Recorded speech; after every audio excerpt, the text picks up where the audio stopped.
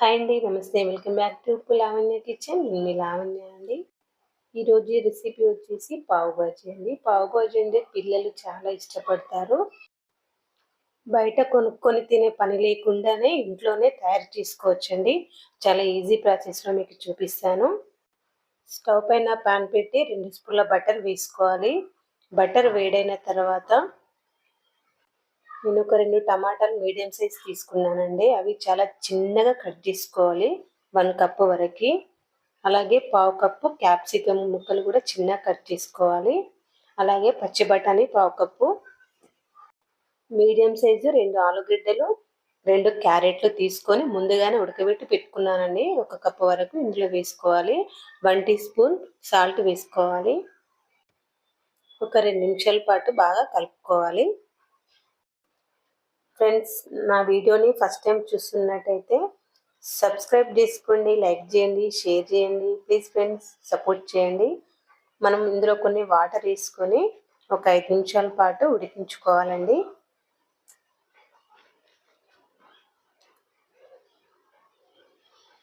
మూత పెట్టి ఒక 5 నిమిషాలు ఉడికించుకోవాలి. మూత తీసి చూడండి ఫ్రెండ్స్, వాటర్ అన్నీ ఇలా దగ్గరికి అయిపోయాయి. ఇప్పుడు మనము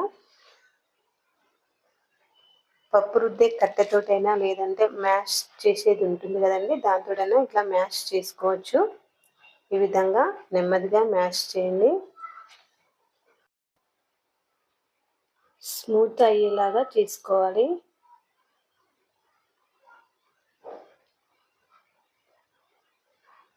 ఇందులో మరికొన్ని వాటర్ వేసుకోవాలి. మరో 2 మినిట్స్ మూత పెట్టి ఉడికించుకోవాలి. పావు టీ స్పూన్ పసుపు, 1 టేబుల్ స్పూన్ కారం,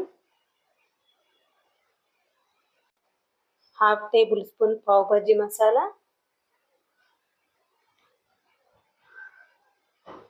ఇలా వేసుకొని బాగా కలుపుకోవాలి.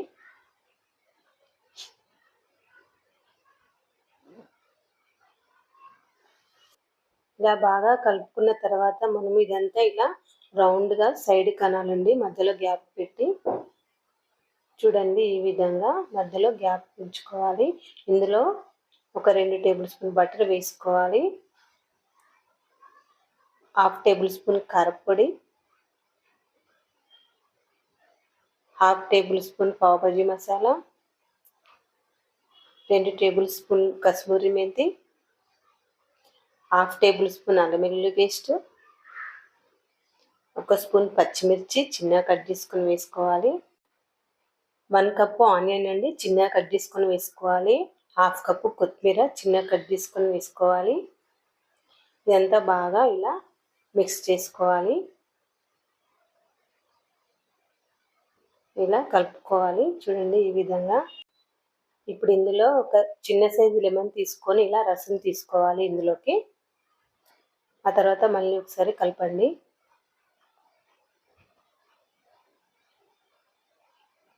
ఇలా బాగా కలుపుకోవాలి.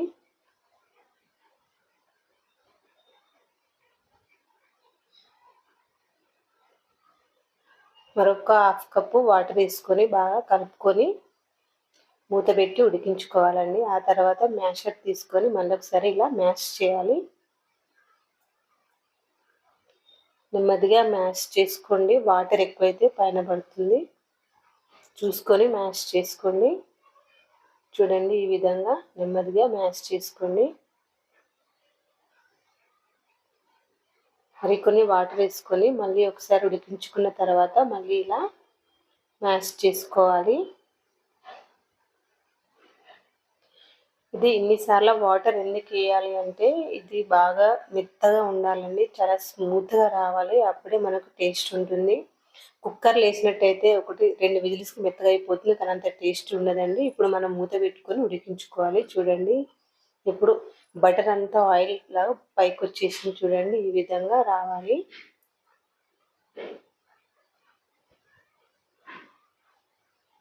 చూడండి, మరి ఒకసారి లాస్ట్గా ఇలా మ్యాషర్ తోటి ఇలా మ్యాష్ చేసుకోండి. ఈ విధంగా స్మూత్గా అవ్వాలండి.